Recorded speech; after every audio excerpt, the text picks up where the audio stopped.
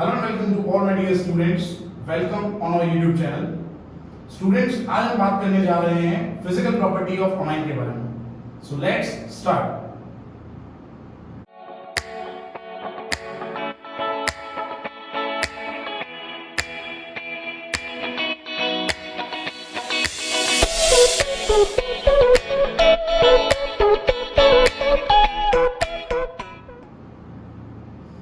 चलिए बेटा, यहाँ पे मैंने फिजिकल प्रॉपर्टीज ऑफ अमाइन कुछ दो तीन पॉइंट्स जो मेन हैं वो मैंने लिस्ट कर दिए हैं.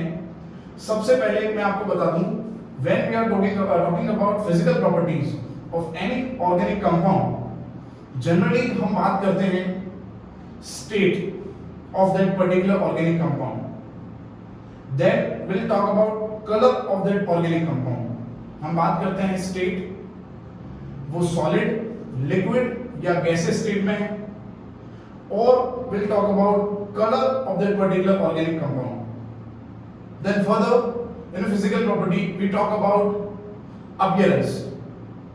We talk about smell, density, boiling point, melting point, solubility. This all properties are known as physical properties. Students, let me tell you, when we carry out qualitative and quantitative analysis in laboratory while detecting any organic compound or it may be inorganic compound, we generally do all this studies first: smell, density, color, boiling point, melting point, and then we come to conclusion that this functional group or this ion is present, this particular ion or this particular functional group is present in this organic or inorganic compound. So students, theoretically अभी जो हम amines पढ़ रहे हैं, उसके अंदर कुछ properties जो होंगे, यहाँ पे हम डिटेक्शन नहीं कर रहे हैं, थियोरेटिकल पढ़ रहे हैं, इसलिए कुछ प्रॉपर्टी मेंशन नहीं होंगे, बट जितने भी प्रॉपर्टीज होंगे अच्छे से हम उसको समझने के लिए कोशिश करते हैं. चलिए फ्रेंड्स, सबसे पहले मैंने यहाँ पे लिखा है the lower aliphatic amines are gaseous with fishy odor. Now जैसे मैंने आपको पहले बताया, फिजिकल प्रॉपर्टी के अंदर हम बात करते हैं स्टेट के बारे में, हम बात करते हैं स्मेल के बारे में, we talk about color. तो यहाँ पे वही मैंने लिखा हुआ है the lower aliphatic amines, one carbon containing or two carbon containing, that is methenamine or ethenamine, they are gaseous with fishy odor. यहाँ पे ऑर्डर भी बहुत इंपॉर्टेंट रहता है जब हम क्वालिटेटिव एनालिसिस करते हैं लैब के अंदर. तो this lower aliphatic amines, methenamine, ethenamine, this lower aliphatic amines are gaseous in state and they have fishy odor. Primary amines with 3 or more carbon atoms are liquid and still higher ones are solid. Primary amine के बारे में यहाँ पे लिखा हुआ है. Primary amine already हमें पता है, प्राइमरी अमाइन का मतलब होता है RNH2. जब बेटा हम अमोनिया से एक H को रिप्लेस करते हैं और हम यहाँ पे अल्काइल और एराइल ग्रुप लिखते हैं तो हमें प्राइमरी अमाइन मिलता है. In this primary amine with 3 और मोर कार्बन एटम्स. नाउ 3 और मोर मतलब हो गया propanamine, butanamine and so on, a liquid and still higher ones are solid. जितने नंबर ऑफ कार्बन इंक्रीज होंगे बेटा, उनका स्टेट जो है चेंज हो जाएगा और वो सॉलिड बनते जाएंगे. Now the third point is aniline and other aryl amines are usually colorless. बेटा जो बेसिक एरोमेटिक अमाइन है, सिंपलेस्ट एरोमेटिक अमाइन, मैंने नॉमेनक्लेचर में आपको बताया था, simplest aromatic amine aniline and other aryl amines are usually colorless but get colored on storage due to atmospheric oxidation. जब बेटा हम इनको स्टोर करते हैं तो ऑक्सीडेशन होने की वजह से उनका कलर चेंज हो जाएगा.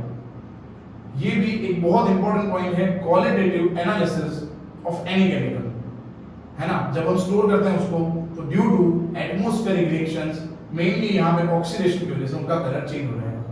सो ये बात हो गई उनके स्टेट, कलर के बारे में. ठीक है बेटा. नाउ अब हम लॉजिकल जो भी चीजें हैं, है ना, ये तो हमें याद रखना है, ये आप खुद पढ़ोगे तो भी आपको समझ में आ जाएगा. मैंने खाली आपको क्वालिटेटिव और क्वांटिटेटिव एनालिसिस के बारे में थोड़ा बहुत आज आपको बता रहे हैं. अब हम स्टार्ट करते हैं जो इंपॉर्टेंट फैक्टर है नेक्स्ट, दैट इज इंपॉर्टेंट जो प्रॉपर्टी है वो है बेटा boiling point. Come on friends, we are going to talk about boiling point of amine.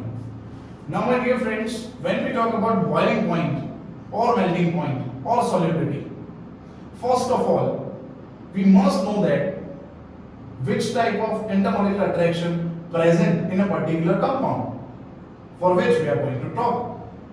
Okay, हम जिसके बारे में बात कर रहे हैं boiling point, melting point, solubility की, सबसे पहले हमें पता होना चाहिए बेटा कि इसके अंदर कौन से इंटरमोलिकुलर फोर्सेस प्रेजेंट है, which type of forces are present. Now looking at the structure of amines, RNH2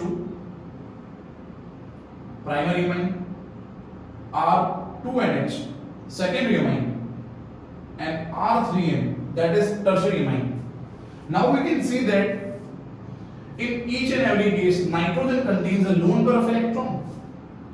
Since a lone pair containing atom nitrogen, see, lone pair containing atom nitrogen is directly connected with hydrogen in the case of structure of primary and secondary amine, not in the case of tertiary amine. देखो यहाँ पे जो lone pair of electron है nitrogen के ऊपर, उसके साथ hydrogen connected नहीं है, तो इसका मतलब यहाँ पे H बॉन्ड नहीं हो सकता और इन दोनों के अंदर H बॉन्ड फॉर्म होगा. ठीक है, अगेन मैं यहाँ पे रिपीट करता हूँ. देखो इन दोनों स्ट्रक्चर के अंदर बेटा there is a presence of H bond in both this structure और यहाँ पे no hydrogen no hydrogen bond, यहाँ पे कहीं पे हाइड्रोजन बॉन्ड फॉर्म नहीं हो सकता. स्ट्रक्चर से हम देख सकते हैं, बड़ा इजी है ये, क्योंकि हाइड्रोजन बॉन्ड के लिए मिनिमम कंडीशन है एक हाइड्रोजन एटम होना चाहिए और एक ऐसा एटम होना चाहिए जिसके पास लोन पेयर हो, लोन पेयर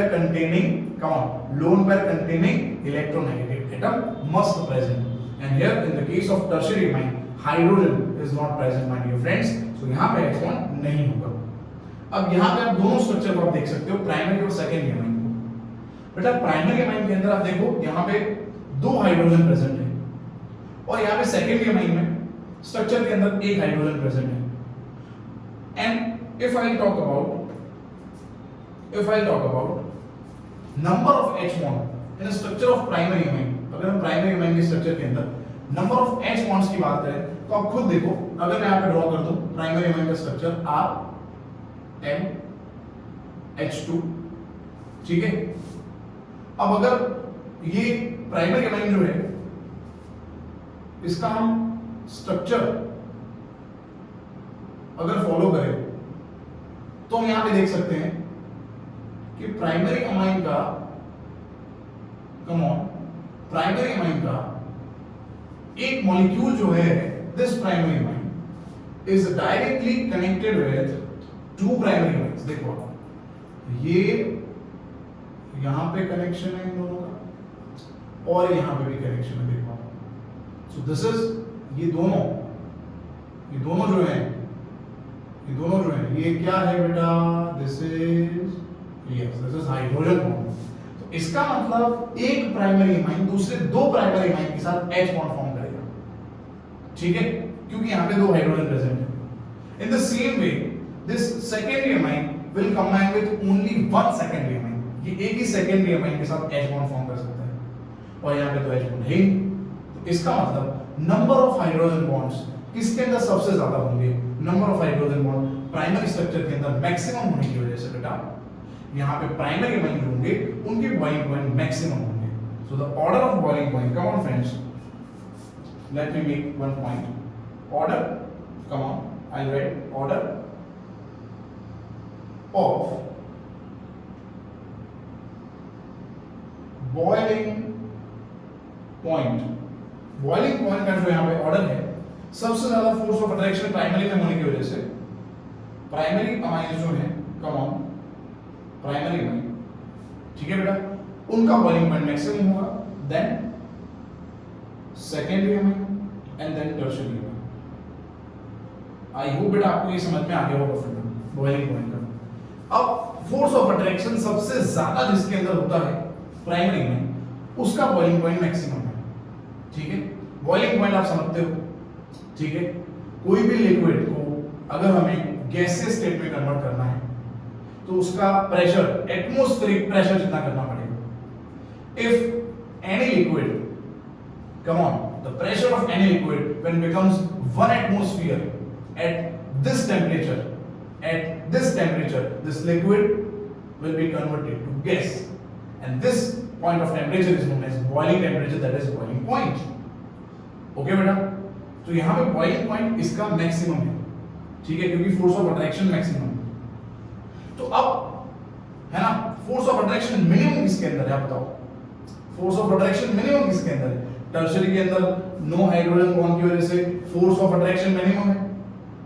अब बेटा फोर्स ऑफ अट्रैक्शन मिनिमम होगा तो वो अपना स्टेट इजीली चेंज कर सकता है। It can be evaporated at room temperature, and evaporation at room temperature is known as volatility. Volatile है ये, तो इसका मतलब अगर यहां पे मुझे वॉलेटिलिटी का ऑर्डर निकालना है तो volatility of different type of amines follows the order. Tertiary amine has highest volatility, then secondary amine, then primary amine. Let me make a point. Order of volatility. Come on. I'll write order of volatility. Order of volatility, that is tertiary amine, then secondary amine and then primary amine. बेटा ये हो गया order of volatility. I hope बेटा आपको समझ में आ रहा है। सबसे पहले हमने स्टेट और ऑर्डर के बारे में बात कर ली, कलर के बारे में कहीं ना कहीं हमने डिस्कशन कर लिया, उसके बाद बॉइलिंग पॉइंट में इंटरमोलिकुलर फोर्स के बारे में हमने डिस्कशन किया, और वॉलेटिलिटी जो है उसका ऑर्डर मैंने यहाँ पे बना दिया है। नाउ कुछ पॉइंट्स जो हैं ऑलरेडी हम डिस्कस कर चुके हैं हाइड्रोकार्बन चैप्टर और आगे कहीं ना कहीं हेलो अल्केन चैप्टर के अंदर, ठीक है। आप सबको पता है ये कॉमन ऑर्डर है, कॉमन फंडा है बॉइलिंग पॉइंट का। Boiling point is proportional to molecular weight and inversely proportional to branch. बेटा जितना मॉलिक्यूलर वेट ज्यादा होगा उतना ही बॉइलिंग पॉइंट ज्यादा होगा, और स्ट्रक्चर में जितने ब्रांच ज्यादा होंगे उतना बॉइलिंग पॉइंट कम होगा। बट दिस पॉइंट, ये पॉइंट आप है ना, ये पॉइंट आप तभी यहां पे मेंशन कर सकते हो, लेट मी क्लियर दैट, जब आप एक प्राइमरी अमाइन की कंपैरिजन प्राइमरी अमाइन के साथ कर रहे हो। प्राइमरी अमाइन जो प्राइमरी अमाइन से कंपेयर होगा तभी ये पॉइंट फॉर होगा। प्राइमरी और सेकेंडरी का कंपैरिजन करोगे तो फिर तो यहां पे लिखा है मैंने प्राइमरी का बॉइलिंग पॉइंट सबसे ज्यादा है। तो आप मीथेन अमाइन और इथेन अमाइन का कंपैरिजन कर रहे हो, जहां पे number of H bond similar है, तो वहां पे आपको मॉलिक्यूलर वेट देखना है कि जितना मॉलिक्यूलर वेट ज्यादा उतना बॉइलिंग पॉइंट ज्यादा होगा, और जितने ब्रांच इंक्रीज होंगे उतना बॉइलिंग पॉइंट क्या होगा बेटा, उतना बॉइलिंग पॉइंट डिक्रीज होगा। आ रहा है बेटा समझ में? तो ये एक जनरल बात हो गई, ठीक है। होमोलॉगस सीरीज के मेंबर्स हैं उनके लिए ये फॉलो होता है, boiling point is proportional to molecular weight and inversely proportional to branch. तो ये बेटा बात हो गई boiling point of different amines के बारे में। नाउ एक और डिस्कशन करते हैं, let us talk about boiling point of alcohol and boiling point of primary amine. अगर हम अल्कोहल और प्राइमरी अमाइन की कंपैरिजन करें, we know that ROH, if this is alkyl group then it is alcohol and this is primary amine. Alcohol and primary amine, the order of boiling point in alcohol and primary amine follows which order? किसका boiling point सबसे ज्यादा होगा? अब बेटा हमें एक बात पता है कि ऑक्सीजन ज्यादा नेगेटिव है नाइट्रोजन से। The electronegativity of oxygen is 3.5. Let me mention here. Electronegativity of oxygen is 3.5 and electronegativity of nitrogen is 3. तो अब देखो इलेक्ट्रोनेगेटिविटी ऑक्सीजन की ज्यादा होने की वजह से इसका जो H बॉन्ड होगा वो स्ट्रॉन्ग होगा, और अगर अल्कोहल के अंदर बॉन्डिंग स्ट्रॉन्ग है, ज्यादा अट्रैक्शन है, तो हमें ज्यादा एनर्जी अप्लाई करनी पड़ेगी, ज्यादा हीट अप्लाई करनी पड़ेगी। इसका मतलब ये हुआ अल्कोहल की boiling point, the boiling point of alcohol is greater than that of primary amine my dear friends. So come on, यहां पे मैं लिख देता हूं alcohol, the boiling point of alcohol is greater than that of primary amine. Come on, the boiling point of alcohol is greater than that of primary amine. Is it clear my dear friends? तो ये बात हो गई alcohol और amine के बारे में। और आल्केन तो यहाँ पे हम ठीक है डिस्कस नहीं कर रहे, बड़ा सिंपल है। आल्केन नॉन पोलर है, उसके अंदर वान अट्रैक्शन है, तो वो उसका जो बॉइलिंग पॉइंट होगा वो लास्ट में ही रहेगा, है ना। तो आल्केन अगर हमें डिस्कस करना है तो भी पहले एल्कोहल फिर अमाइन और लास्ट में लिखेंगे एल्केन। इज इट क्लियर दोस्तों? तो ये बात हो गई boiling point of different amines, then comparison with alcohol and alkane. Fine, now will talk about solubility of amines. तो दोस्तों लेट्स स्टार्ट। नेक्स्ट टॉपिक जो है वो यहां पे मैं लिखता हूं, let me right solubility, come on.